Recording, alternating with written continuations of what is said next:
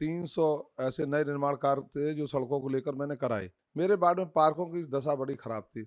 अब जब जनता सपोर्ट कर रही है तो उनको लग रहा है वही सब वही कर रहे होंगे जैसे हम कर रहे हैं। कौशलेंद्र भैया ने बहुत बढ़िया हमारे क्षेत्र में काम किया है और हम चाहते हैं कि उन्हीं को 5 साल और उनको बैठा के अपना कार्य किया जाए। बहुत ही बढ़िया काम किया है 5 सालों में। और हम लोग चाहेंगे कि इनको और 5 साल, 5 या 10 साल सेवा करने का मौका दिया जाए इनको। कौशलेंद्र द्विवेदी जी भैया, गरीबों के देवता कहा जाता है इनको।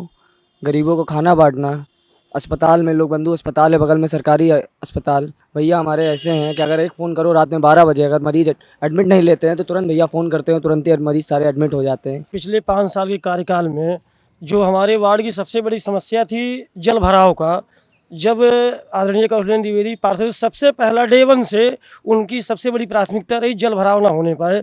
और आज हम 5 साल में ये देख रहे हैं कि लगभग जल भराव की समस्या लगभग ख़त्म हो गई है। उम्मीद करते हैं कि आदरणीय कौशलेंद्र भैया दोबारा पार्षद बनेंगे, जहाँ से काम में ब्रेक लगा है उस काम को और आगे पूरा करेंगे। माननीय कौशलेंद्र द्विवेदी पार्षद जी, विगत 5 सालों में आप हमारे विद्यापति द्वितीय के चौमुखी विकास उन्होंने किया है। और चाहे किसी भी क्षेत्र में हो, पूरब से लेकर पश्चिम, उत्तर से लेकर दक्षिण, सेक्टर जी को इन्होंने जितना संवारा है, जितना बनाया है, हमारे माननीय प्रधानमंत्री मोदी जी और माननीय मुख्यमंत्री योगी जी के द्वारा विकास और विश्वास पे एक बहुत अच्छा कार्य उनके पदरास्तों पे हमारे समाजयात्री ने किया है। मैं वार्ड नंबर 2 विद्यावती की जनता से अनुरोध करता हूं कि वे एक बार पुनः आदरणीय कौशलेंद्र द्विवेदी जी को पार्षद बनावे। नमस्कार, मेरा नाम हिमात प्रताप सिंह है और आप देख रहे हैं रिपब्लिक समाचार। इस वक्त हमारे साथ मौजूद हैं कौशलेंद्र द्विवेदी जी, भाजपा प्रत्याशी हैं। तो आइए उनसे मिलते हैं और बात करते हैं। नमस्कार सर, हमें अपने कुछ कार्यों के बारे में बताइए जो आपने पिछले 5 सालों में अपने काम किए हैं और आगे क्या करना चाहेंगे अगर आप पार्षदी वाला जीत के आते हैं। देखिए, अगर 5 साल का रिकॉर्ड उठाया जाए तो मैं पंपलेट दे सकता हूं कि लगभग 300 ऐसे नए निर्माण कार्य थे जो सड़कों को लेकर मैंने कराए। पीडब्ल्यूडी को हैंडओवर करा के मुख्य मार्गों का लिए रास्ता प्रशस्त किया। इसी के साथ में अंदर जो गलियां थी उनको इंटरलॉकिंग कराया, जो डामर गलियां थी लोगों ने इंक्रोचमेंट कर रखे थे, अब वो चौड़ी सड़क का रूप ले गई हैं। इसके अलावा मेरे वार्ड में लगभग 90% मैं कह सकता हूँ कि विकास सड़कों का पूरा हो चुका है। मेरे वार्ड में पार्कों की दशा बड़ी खराब थी, अच्छे तरीके से मैंने ठीक की है, जिसमें लोग टहल रहे हैं, घूम रहे हैं, बच्चे झूले लगे हुए हैं। और इसी के साथ मैं ये भी कहना चाहता हूँ कि इसके अलावा साफ सफाई को लेकर भी लगातार हमने एक टीम बनाई, स्वच्छ भारत मिशन की। उसके माध्यम से लगभग 1200 परिवार जुड़े हुए हैं, जिसकी एक कमेटी है, वो लोग सब मॉनिटरिंग करते हैं और नित्य प्रति जो है साफ सफाई को लेकर, लाइट की व्यवस्था को लेकर और उससे जुड़े और भी जो भी कार्य होते हैं वो लगातार निरंतर जारी कराते रहते हैं। सामाजिक कार्य भी किए हैं। कोरोना काल में, कोविड काल में हम लोगों ने घर घर जाके राशन का वितरण किया है, उनको इलाज की व्यवस्था कराई, उनको भर्ती कराया है, ऑक्सीजन का सिलेंडर प्रोवाइड कराया। मतलब ऐसे तमाम अनेकों 5 साल की उपलब्धियां के रूप में कह सकता हूं, जिसमें विषम परिस्थितियां भी रहीं, जहाँ जीवन मरण का प्रश्न था, लोग नाते रिश्तेदार घर वालों को छोड़ के त्याग के चले गए थे, वहाँ उनकी बॉडी को उठाना, क्रिमिनेशन कराना, ये एक बहुत दुष्कर कार्य था, जिसको भी हम लोगों ने अपने अति कार्यकर्ताओं के माध्यम से ढंग से संचालित किया है। आपने कोविड काल की बात की। कोविड काल जो था बहुत ही भयानक समय था, चाहे वो यूपी के लिए हो, चाहे पूरे देश के लिए, पूरी दुनिया के लिए हो। उस बारे में हमें कुछ बताइए, कैसा काम रहा, क्या योजनाएं चलाई गई आपकी तरफ से यहाँ। देखिए, कोविड काल में सबसे बड़ी बात थी सैनिटाइजेशन, और फिर जो कोविड काल में जिसके यहाँ कोविड है उसको उसकी बैरिकेटिंग कराना, बैरिकेटिंग के साथ में उस परिवार को संरक्षण भी देना, कि ऐसा नहीं कि उसको बैरिकेटिंग करा के उसको छोड़ दिया। उसको मानसिक रूप से हम लोग बल देते थे, उनको जो आवश्यकताएं होती थी वो कार्यकर्ताओं के माध्यम से भिजवाते थे, स्वयं जाते थे, उनका इलाज की बात करते थे। तो ये कोविड काल एक ऐसा काल था जिसमें लोग हम ही लोग काम आए, अच्छे अच्छे रिश्ते नाते लोगों के जो है वो उन्होंने लोगों ने अपने संवेदनाओं को खोया।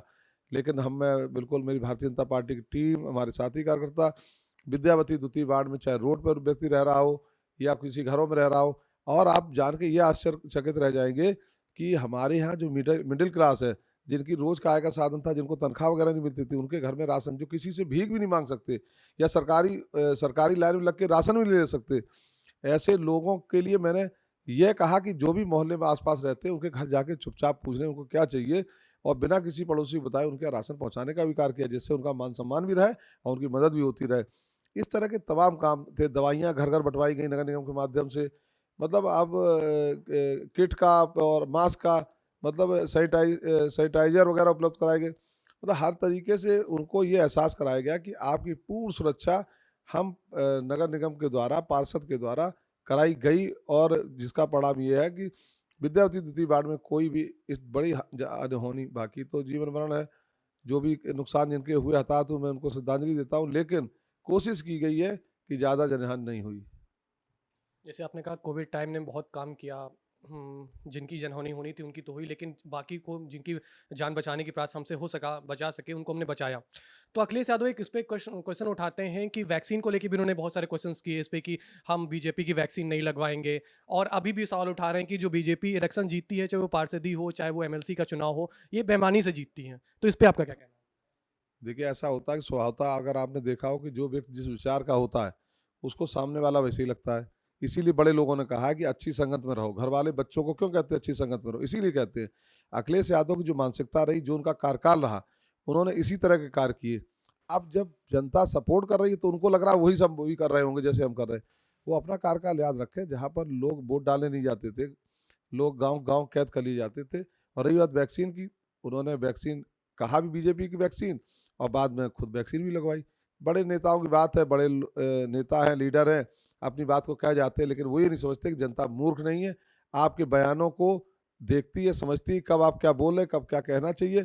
उनको जिस वक़्त मदद करनी चाहिए थी, उस वक़्त वो घरों में बैठे रहे, उनके कार्यकर्ता घरों में बैठे रहे। कोई भी मैं दावे के साथ कह सकता हूँ पूरे लखनऊ में, और ख़ास तौर में अपने बाढ़ में कह सकता हूँ, कोई समाजवादी पार्टी का कार्यकर्ता अगर किसी के घर गया हो, किसी को राशन पहुँचाया हो, वो हमको बताए। जबकि मैंने उनके यहाँ सब हर तरह की मदद की है। लेकिन अब चूँकि अखिलेश यादव जी हैं, पैतृक संपत्ति पाए हुए हैं, राजगद्दी पाए हुए हैं, उनको एहसास नहीं है कि संघर्ष और जनसेवा क्या होती है। वो सिर्फ़ राजनीति को एक सत्ता या सत्ता भोग का कारण मानते हैं। तो मैं उनकी बातों को, हमारे बड़े लीडर समय-समय जवाब देते रहते हैं। मैं उनका जवाब देना उचित नहीं समझता हूँ। जैसे इस बार आप फिर से पार्षदी के इलेक्शन में खड़े हैं और बीजेपी ने आपको टिकट दिया है, तो कुछ सोच समझ के दिया होगा, आपने पहले कुछ काम किए होंगे 5 साल में। तो आगे क्या क्या लक्ष्य है, क्या आगे आप क्या काम करना चाहेंगे? देखिए, हम लोग भारतीय जनता पार्टी में कोई ऐसा नहीं कि पार्षदी के लिए आए, विधायकी के लिए आए। हमारी पार्टी पार्टी राजनीतिक ज़रूर है, लेकिन हमारी पार्टी के जो नेता रहे, जिनकी वजह से ये पार्टी बनी, उनकी मूल विचारधारा थी अंत्योदय। अंत्योदय में कोई जात नहीं आती। अंत्योदय का मतलब अंतिम पायदान में बैठा हुआ व्यक्ति, जिसके पास छत नहीं है, जिसके पास राशन नहीं है, जिसके पास मतलब कोई भी संसाधन ऐसा जो उसको मिलना चाहिए, अगर भारतवर्ष का वो नागरिक है, तो नहीं है, तो उसको उपलब्ध कराना। उस अंत्योदय में हर समाज का, हर जात का एक है। इसीलिए हमारे नरेंद्र मोदी जी कहते हैं सबका साथ सबका विकास। तो हम उस पार्टी को लेके चल रहे हैं, जिसकी वजह से हम लोगों ने इस तरह के कार्यों को करने का प्रयास किया और कराया। विधवा पेंशन हो, वृद्धा पेंशन हो, विकलांग पेंशन हो, हमारे विधायक जी के माध्यम से लगातार इस तरह के कार्य हुए। तो हम लोग जनसेवा का माध्यम समझते हैं। राजनीतिक पार्टी को मानने वाले लोग इस भ्रम में रहते हैं कि भारतीय जनता पार्टी कोई राजनीतिक पार्टी नहीं। भारतीय जनता पार्टी शुद्ध रूप से भारत में रह रही जनता के सेवा करने के लिए पार्टी बनी हुई है। आपने कहा है कि ये जो भारतीय जनता पार्टी है वो सेवा करने के लिए बनी हुई है। आपने आगे अपने काम भी बताए कि ये करेंगे जाके। किस उम्मीद पे, क्या आपको लगता है कि जो इस बार अगर आप 5 साल फिर से चुन के आते हैं, तो जो पिछले 5 साल में काम किया है उससे बेहतर करेंगे? देखिए, मैं नहीं कहूँगा। मैं कुछ कहूँगा तो ये होता है कि आदमी को एक शब्द कहा जाता है कि आदमी अपनी बड़ाई खुद कर रहा है। आप जाके देखिए, जनता से पूछिए। आप चौराहे पे जाइए, कौन पान दुकान जाइए, मेडिकल स्टोर, कहीं भी जाइए, घर में जाइए, महिलाओं से पूछिए, बच्चों से पूछिए। अगर वो आपसे कहें कि मैंने कुछ किया है, मैं बिल्कुल दावे विश्वास के साथ कहता हूँ, जनता ने मुझे आशीर्वाद दिया था 5 साल पूर्व, उस जनता के आशीर्वाद के बल पर, मैं कोई अपने आप को प्राउड नहीं कह रहा हूँ कि मैंने किया, उन जनता के आशीर्वाद से, जिसने मुझे प्रतिनिधि चुना, मैं उपनेता बना उसी के आशीर्वाद से। और मैं ये बिल्कुल कह रहा हूँ कि आप रिकॉर्ड निकाल के देख लीजिए, सबसे ज़्यादा अगर काम हुआ होगा लखनऊ के अंदर तो किसी वार्ड में, तो सिर्फ विद्यार्थी द्वितीय वार्ड में हुआ है। आप जानकारी कर लें, और अगर इसका पैरामीटर कोई होता हो तो सारे वार्डों का सर्वेक्षण करा लीजिए। हर पैरामीटर पर विद्यार्थी द्वितीय वार्ड नंबर 1 पे निकलेगा, उतरेगा, खरा उतरेगा। अब आगे की योजनाओं की बात है, तो आगे योजनाएं कभी देखिए, आज कूड़ा उठा गिरा, कल सफाई हुई, फिर कूड़ा गिरे के बाद, ये निरंतर प्रक्रिया है। लेकिन जो मूल चीज़ें हैं, जैसे हमारी ग्रीन बेल्ट है, उसको पार्कों की तरह बनाना, उसमें ऑक्सीजन वाले पेड़ लगाना, जंगली पेड़ हटवाना, जो नाले हैं हमारे जीर्ण शीर्ण हो गए उनको सीसी नाला कराना, हमारी कुछ कनेक्टिविटियाँ ऐसी हैं सीवर को लेके, पानी को लेके, जो हमारे हर घर नल की बात है, लेकिन यहाँ तो है, लेकिन पानी सही ढंग से मिले, स्वच्छ पानी मिले। ये कुछ चीज़ें ऐसी हैं जिनको हमको अभी और करने की ज़रूरत है, जिसके लिए मैं जनता से पुनः वादा करके उनके शरण में जा रहा हूँ, उनसे आशीर्वाद मांग रहा हूँ कि आप अपना एक वोट दे दें। एक वोट देंगे तो 5 साल के लिए आप निश्चिंत हो जाएंगे। आपका ये जनसेवक 24 घंटे आपके एक फ़ोन पे उपलब्ध रहेगा।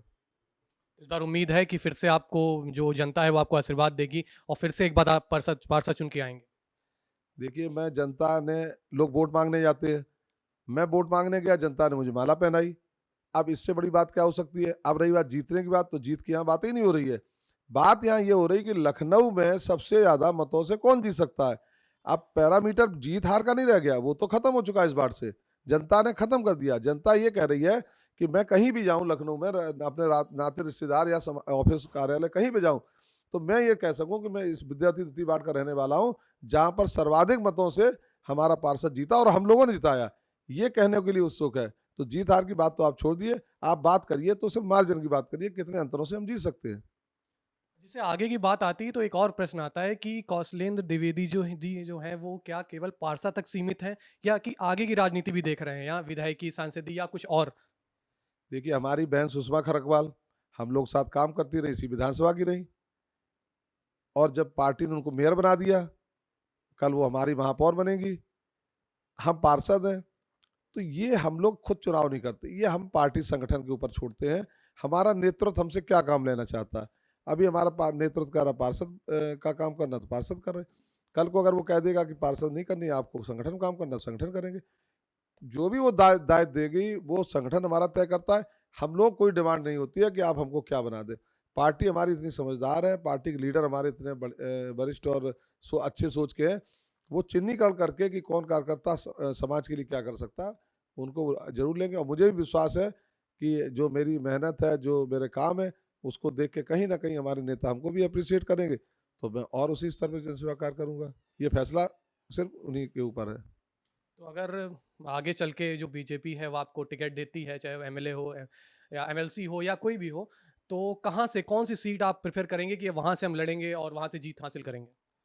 देखिए, आज की डेट में अगर भारतीय जनता पार्टी कहे कि आप शिलांग से लड़िए जाके, तो मैं वहाँ चला जाऊँगा, वहाँ से बन जाऊँगा। आज पार्टी हमारी सब कुछ है, कार्यकर्ता हमारे देवतुल्य, हमारे वोटर जो है हमारे देवतुल्य।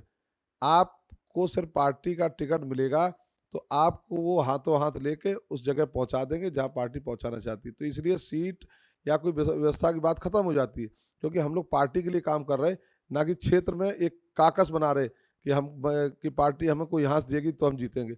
हमको जहाँ से पार्टी चाहेगी दे देगी, जीत करेंगे। अभी तो फिलहाल बात पार्षदी की हो रही, 10 दिन बाद चुनाव है।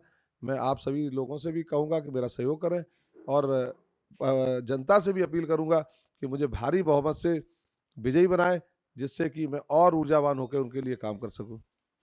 हाँ, आपने कहा कि 4 तारीख को वोटिंग है, 11 को शायद रिजल्ट आएगा। तो हाँ, आप कोई अपने 5 काम बता दीजिए जो जिनके दम पे आप कहेंगे कि इन्हीं उनको आगे बढ़ाएंगे और इन पे और काम अच्छा करेंगे। कोई 5 काम ऐसे मुझे हमें बता दीजिए जो पिछले 5 साल में आपने किए हों। देखिए, एक तो मैंने कोई भी गली ऐसी नहीं छोड़ी होगी जहाँ पर इंटरलॉकिंग ना हुई। सड़कें छोटी थी, चौड़ीकरण कराया। दूसरा, मैंने पार्कों का सौंदर्यीकरण कराया।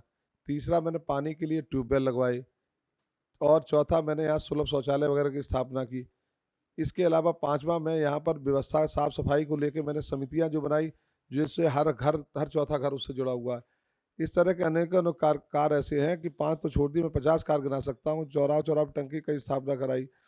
मैंने पीडब्ल्यू को हैंडओवर करा के जो मेरा एक कोटा होता है 1 करोड़ का, मैंने अपने वार्ड में कम से कम 20 करोड़ की सड़कें पीडब्ल्यू से बनवाई। तो ये एक ऐसे काम है जिसके दम पे मैं कह सकता हूँ कि मैं जनता से अपील कर सकता हूँ कि आप, जनता खुद कहती है जब आप जाएंगे, मैं नहीं कह सकता हूँ, लेकिन जनता कहती है कि वो पहली बार जान पाए कि पार्षद होता क्या है। अभी तक इस चीज़ से अनजान थी, पार्षद सिर्फ आय जात निवास तक सीमित थी, प्रमाण पत्र तक। अब जनता ने जाना कि आय निवास जात के अलावा भी जनता सुख दुख में, अस्पताल हो, थाना हो, कहीं किसी तरह की दुख सुख में आदमी खड़े रहने की बात हो, विकास की बात हो, हर क्षेत्र में जनता ने जब परखा जांचा, तब जनता कह रही, तब माला लेके जनता दरवाजे पर खड़ी हुई है। नहीं तो वोट मांगने के लिए लोग गेट नहीं खोलते, अंदर अंदर से कहते थे हाँ हाँ ठीक है। मैं जनता पूरा मुझे भरोसा है, विद्यापति द्वितीय की जनता जात पात धर्म और पार्टियां छोड़ के एक तरफा वोट देगी। यहाँ तक कि मुस्लिम समाज के लोगों ने अलविदा की नमाज में मुझको बुलाकर और सैकड़ों की संख्या में जो साथी थे उनके माला पहना के स्वागत करके उन्होंने एक तरफा समर्थन दिया। इससे ज़्यादा क्या हो सकता है। मेरे लिए गौरव की बात है कि मुझे हर वर्ग का हर धर्म का व्यक्ति पसंद कर रहा है। इसका मतलब मैं कहीं ना कहीं अपने कार्यों के प्रति निष्ठावान रहा हूँ और कार्य कर सका हूँ। मैं इसी तरह पुनः इसी लगन के साथ उनके लिए कार्य करता रहूँगा। तो आखिरी में अगर आप कोई मैसेज देना चाहें अपनी जनता को, अपने कार्यकर्ताओं को, तो आप दे सकते हैं। मैं सिर्फ जनता से ये अपील करना चाहता हूँ आज कि 4 तारीख को वो मुझे भरपूर मतदान करें, अच्छे वोटों से अच्छे मार्जिन से मुझे विजयी बनाकर भेजें और महापौर को भी विजयी बनाएं, जिससे कि हम दोनों लोग साथ मिलकर इस क्षेत्र का संपूर्ण विकास कर सकें। और मेरे जो कार्यकर्ता बंधु हैं या मेरे जो लोग हैं, मेरे साथी सहयोगी हैं, मैं उन्हीं के माध्यम से इस वार्ड में कुछ इस तरह की संरचना स्थापित करूंगा निश्चित तौर पर कि जहां पर हर घर का से एक मॉनिटरिंग हो सके कि कहीं कोई दिक्कत ना हो, कहीं कोई समस्या ना हो और व्यक्ति को कहीं अपनी समस्या के लिए कहीं इधर उधर भटकना न पड़े। सभी का बहुत बहुत धन्यवाद। मैं पुनः अपील करता हूं कि भारी मतों से जिताने का 4 तारीख को कमल के बटन दबाने का कार्य करें। धन्यवाद। तो ये हमारे साथ थे भाजपा के पार्षद प्रत्याशी कौशलेंद्र द्विवेदी जी, जिन्होंने कहा कि जो उन्होंने काम किए हैं उनको आगे और बढ़ाएंगे अगर वो पार्षद फिर से चुन के आते हैं। तब तक के लिए आप देखते रहिए रिपब्लिक समाचार।